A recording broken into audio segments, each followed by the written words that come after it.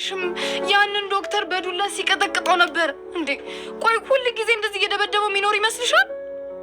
እና ጩናና ሌሎች የሰፈር ልጆች አብረው ስለሆኑ ምንም አያመጣም። ድሮም እንደዚህ ብንተባበር ኑሮ እንዳይጨማለቅብንም ነበር።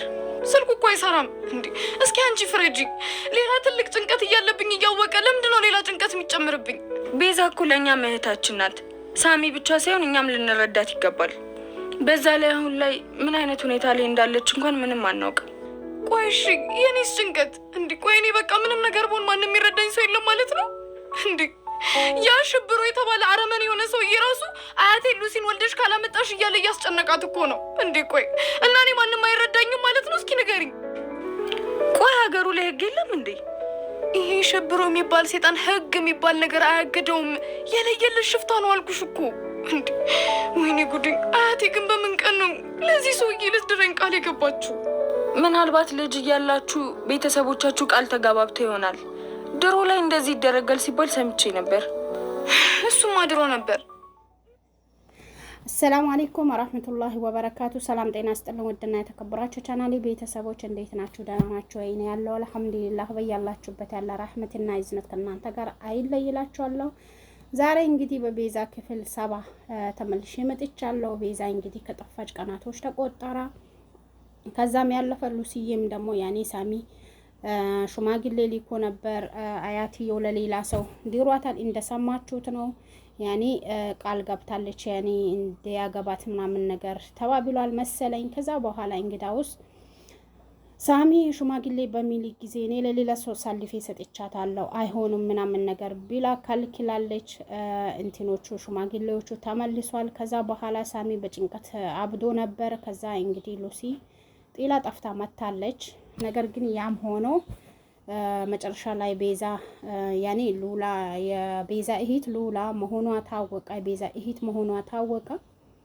ከዛ ያለፈ ደግሞ የቤዛ ንብረቶቹን ሊከፋፈሉ እንግዲህ ፍላጎታቸው በጣም ከፍተኛ ሆነዋል። ከዛ ያኔ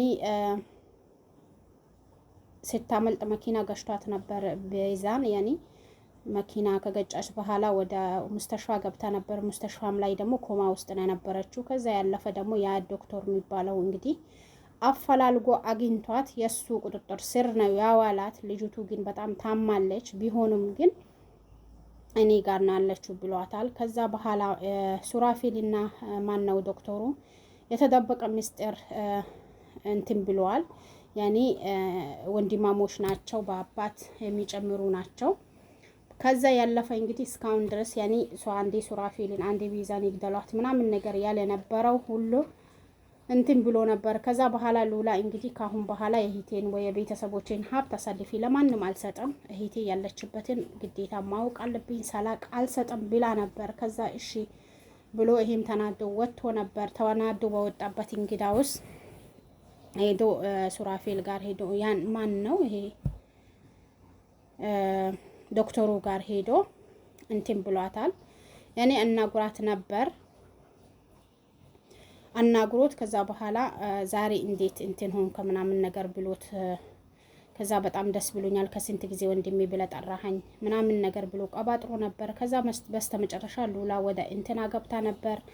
ማን ነው ይሄ ወደ ሳሚ ሄዳ ነበር። ሳሚ ጋር ሄዳ ያለውን ነገር ሁሉ ጠራርጋ ነገረችው። ጠራርጋ ስትነግረው ጊዜ እንግዳውስ ሳሚም እሺ ብሎ ሳሚ እንትን ብሎ ነበር። ያኔ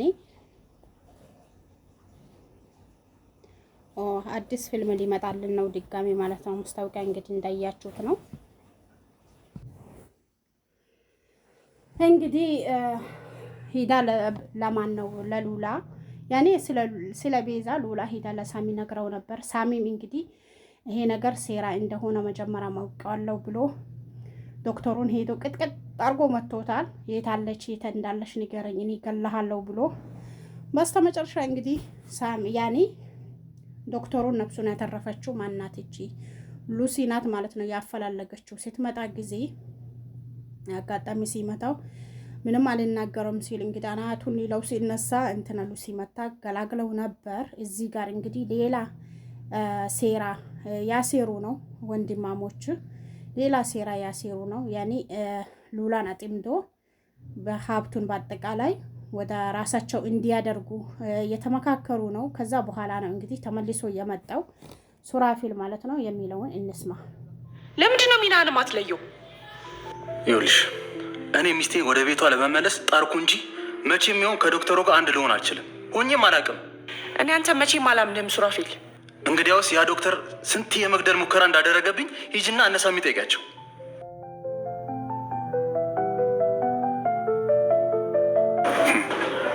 ደጋግሞ ሊገለኝ የነበረውን ሰው ድጋሚ ማመኔ በጣም አስገርሞኛል። እመነኝ፣ አሁንም ድጋሚ ከቤዛ ፍቅር ከያዘ እገልሃለሁ። ግን ቆይ የምር ያኔ ፍቅር ይዞ ነበር እንዴ? ድጋሚ ወደ ኋላ መመለስ አለብን? እሺ ድጋሚ እዩት እንግዲህ ሴራውን በደንብ የተመልከቱ ሁለቱ ሴራቸው።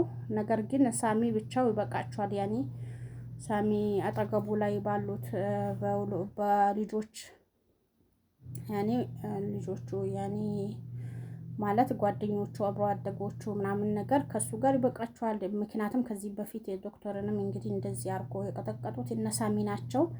ብቻ ቤዛ እንድትገኝ ባለሙሉ ተስፋ ነኝ እንድትገኝ። እናንተም እንግዲህ እንትን ያደረጋችሁ። ሉላ ግን በጣም ልክ እንደ ቤዛ ናት፣ ደረቅ ናት። ያው በሉት እና ይህንን ይመስላል። በያላችሁበት አላህ ይጠብቃችሁ። ቻናሌን አበረታቱኝ፣ ሰብስክራይብ ሼር ያደረጋችሁ።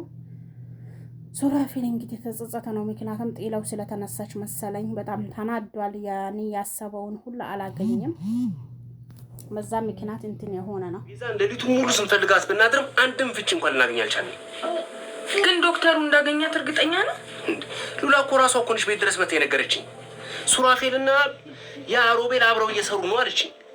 ይኸውልሽ እንግዲህ ሳሚ ያኔ ስራው የሰራ ነው፣ ስልኩን ዘግቶ ምናምን። ሉሲ ግን ያኔ ሽብሩ ነው ያለች። እሱ እንትን ያደረገኝ ነው ምናምን ነገር እያለች እሱ ይሄ ሳሚ ጠፍቶብኛል ብላ የተጨናነቀች ነበር። አንድ ነገር ሆኖ ነው በሚለው እንግዲህ እሱ ሌሊቱ በሙሉ ማናት ቤዛን ያፈላለገ ነበር፣ ግን አላገኛትም። እንግዲህ እንደምታውቁት ግን ያው ያገኛታል ብዬ ተስፋ አለኝ። ምክንያቱም ሳሚ ማድሪ ከሌሎቹ ይሻላል ብዬ ነው የማስበው። ግን ቢያገኛትም ያኔ በጣም ተጎድታለች። መኪና አደጋው በጣም ጎድቷታል ቤዛን። እዛኔ መኪና ገጭቶ ጥሏት እንግዲህ ያኔ መኪናው እንትን ብሏል፣ ጠፍቷል። አላኩላል ይሄንን ይመስላል። በያላችሁበት አላህ ይጠብቃችሁ፣ ሀገራችንን ሰላም አድርግልን። በያላችሁበት ሰላም ይዝነቱን ያምጣላችሁ። አባራታቱኝ። በያላችሁበት ሰላማችሁ ያብዛልኝ። ሰላም አለይኩም ወራህመቱላሂ ወበረካቱ። ቤዛ አንድ ነገር ብትሆን ያ ሱራፌልንም ያን ዶክተሩንም አንገታቸውን ሁለቱንም በጥሽ የምጥላቸው። ኧረ እስኪ ተረጋጋ። አልረጋጋም። እንዴት ብዬ ነው መረጋጋው?